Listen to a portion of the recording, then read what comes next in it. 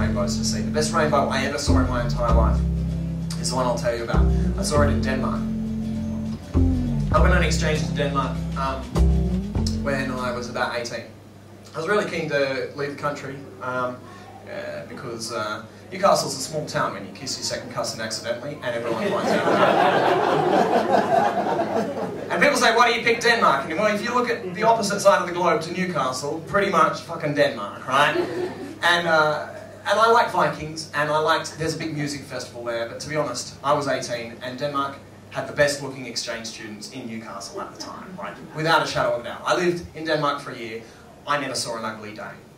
I don't know what they do with them, but it either involves a post office or a shotgun because they're fucking not in Denmark, right?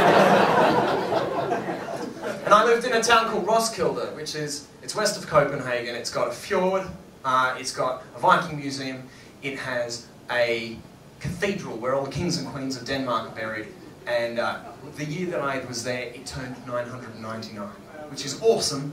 But there was a little bit of my brain going, fuck, you turned up a year early, you idiot. 1,000-year-old town, you couldn't wait one more year, you had to kiss your cousin, you fucking twit. So, I was in this town, and Roskilde, like, Denmark is a cool place. There's little idiosyncrasies about Denmark that they don't tell you before you go, but fuck, I wish they would, because they're kind of freaky. One of the things is, in Australia, when you're listening to someone, if you want to let someone know that you're listening to them, you let them know by giving them little verbal indications, like, yep, yep, yep. In Denmark, they don't do that. They give you indicators, but they're not verbal like that. They do it with short, sharp intakes of breath. Nobody fucking told me, right? Now, prior to going to Denmark, I'd had the pleasure of sleeping with one girl, right? And only one girl. And she used to let me know that I was doing the right thing with short, sharp intakes of breath. So I go over to Denmark. People are like, who are you? I'm like, I'm Kent, the exchange student. They're like, huh? I am a fucking god. This was very short-lived, that feeling. But the Danish people are cool. The weird thing is, though, they don't have, you know, they're Scandinavian, but they don't have the grandeur of Scandinavia, in that they don't have the mountains or the massive rolling hills or anything like that, and they don't have the cool sing-song language. Norwegian and Swedish both have that up and down, up and down. Your prod the svenska, you know, it goes up, it goes down, it sounds lyrical. Danish sounds like someone speaking German with incredible amount of brain damage, right? It is not a sexy language at all. It has some fucked up sounds in it, and you sound like a complete retard when you speak it, right? And it is really tough. Because there's the sounds in Denmark, there's like a soft D, it's like a cross between L and TH. So if you take the word glad in English, G-L-A-D, they've got the equivalent word in Danish, G-L-A-D. It means the same thing, but the D is this soft D, L-T-H. So instead of being glad, it's glue. Not glue. That's hard to maintain any kind of self-esteem when you're making sounds like oh. The hardest word to say in Danish is a translation of red berries and cream, which is "Åh, klok med fløde." Fucked up shit. You're glad for "Åh, klok med fløde." I'll fuck you in the lingo, I'll lick it right now, right? You know? So I'm trying to do my best, and I host parents, and the only thing I have to do in Denmark is once a week I have to go to a Rotary meeting, and I do it at lunchtimes on a Tuesday. Right, and Rotary in Australia is kind of cool. Men, women, get together once a week, try and make the world a better place. In Denmark it's kind of like that, except no women, right? Which for a progressive country, that's kind of weird. No women allowed in Rotary, just men. And the men would get together once a week on a Tuesday at lunchtime, and they would try and make the world a better place, primarily by drinking and smoking as much as they could over lunchtime. And they would sit there, and I would go to this meeting, and they basically told me, you can do anything you want at this meeting, just stay away from these three guys. And there were three guys in the corner who were doing all but beating off. Right? They were three of the creepiest, I can't believe they're not pedophiles that I've ever met in my entire life, right? There were three of them. I thought they fucked kids, so I called them triped. And they sat there, and all I had to do was stay away from them. And that was good, you know what? Because being there already was creepy, because Rotary was, it was about 75 men aged between like 50 and 150. Now that's creepy to go into a meeting with that kind of people. So when that creepy bunch of people points to an even creepier bunch of people and says, hey, you know what? They're a little bit creepy. You kind of say, yes. Yes, they are. I mean, this is a situation where you are the pot, they're the kettle, you're both black, But you're right, they're fucking creepy, right? Two of them were just kind of Joe Average. Their names were Toby and Simeon. They were both 85. And they were just regular old men creepy. Just look weird, sound weird, smell weird. But the leader of the group, right? The head of this little triumvirate of his name was Gudmund, which is a perfect example of Danish fucking sounds at its worst again. I thought it was Gudmund. And he was 95 when I was there. Now he looked like he'd spent those 95 years underground as king of a race of mole men, right? No women in this race, just men, and they reproduce by looking at other mole men, leering at them, squinting and licking their lips while going, because that's what he did before he spoke. And then he would say something, and that is fucking disgusting, right? You know, I fucking dare you to go to a country where you don't speak the language, get in a group of old men, have them point to another group of old men, and at the head of that other group of old men is someone going, Try that and not be weirded out. That's fucking impossible, right?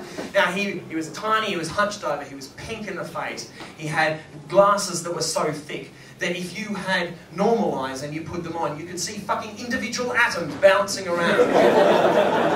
He had a patchy beard, he had a flat cap. He kind of looked like Papa Smurf, if Papa Smurf either fucked or ate children, right? Did both, to get rid of the evidence. And he had with him a walking stick, right, which was giant. On the top of it was like a Viking sword handle, like a pommel of a Viking sword, and the bottom was just a massive solid piece of oak. And I thought it was really cool because I thought it might be like a sword stick. You know, like one of those walking sticks that's actually a sword. Because I think, it made perfect sense. You know what, if you're old, you're creepy, you look like you fuck kids, you need to defend yourself, right? A sword stick would make perfect sense. And I used to ask him about it. Is it a sword stick? He's like, no, they're illegal. I'm like, well, it kind of looks like one. Are you saying I don't know my own walking stick? No, I just... And he gave it to me one day and I was like, yeah, I'll show you, but you fucking... There were no buttons, there was no sliding, there was no nothing. You know why? Because it wasn't a sword stick. It was just a fucking massive weird walking stick, and it was a good lesson in how things are actually often quite a lot more boring than you want them to be. So, I would try and stay away from these three guys. Apart from the fact that they look like they fucked kids, they were creepy because they would do this. When they would get together at their meeting, the three of them, upon sighting each other for the first time, would do this. And then they'd shake hands. Now this is a sign that we're kind of all familiar with. You kind of see it at heavy metal concerts, you know what I mean? And it kind of looks benign. When you see a guy doing this, and he's got half his shirt ripped off and a nut hanging out, you kind of see that and you kind of go, oh, what a cockhead, right? Satan's quite clearly not going to take over the world with followers like this, right? But like I said, when you go to another country, suddenly it's out of context. Three weird men and a collection of weird men are doing this. It looks fucking sinister. So I thought the worst. You know why? Because the worst was quite obviously a valid way to think in this situation. And they would do this, and I would just stay away from them. But it wasn't always possible because they liked to tease me because I was the only person who didn't have like the social acumen to be able to negotiate my way past them without coming close to them within the context of a 2-hour Rotary meeting. So what happens was, they would often try and get one of them to sit next to me, and they would tease me because they spoke perfect English. Gudmund especially spoke 9 languages, right? Most people in Denmark speak 3 or 4, but he spoke 9. English was his 3rd, and he spoke it better than I did. So that was fucking intimidating, because what he would do is just set social landmines, little logic bombs in conversation, and just wait for me to step on them. You know, he loved to smoke, and he would always offer me a smoke. He would go, smoke? And, oh, no, thank you, it makes me sick. Oh, are you gay? I'm not gay, I just, it's okay. Oh, good, because it makes me want to vomit. No, it's okay if you're gay. You don't choose to be gay. You're choosing not to smoke. You're no Viking. Oh, fucking hell. Like, surely not all the Vikings smoked. He's like, oh, so now you're presuming to tell me about my own ancestors. Oh, no, I'm not presuming. Oh, but you are. What reading have you done? What references do you have? What universities have you... I haven't been to university. I don't know. Oh, so you have done no reading. You have been no references. You've been to no universities. I myself have 3 degrees in Scandinavian history, a master in Viking lore, and 1 in ancient Scandinavian mythology, and you come here, you parachute in here to our 1,000-year-old town with no idea of what you're fucking talking about, and you have the audacity to tell me about my own smoking habits of my own people? I I didn't mean to offend you. Only by betting my wife could you have offended me more. I wouldn't do that. Of course you wouldn't. She hates non-smokers. Fine. So, did all the Vikings smoke then? How the fuck should I know? I wasn't round, was I? Thanks, Captain Triped. Yeah, cool.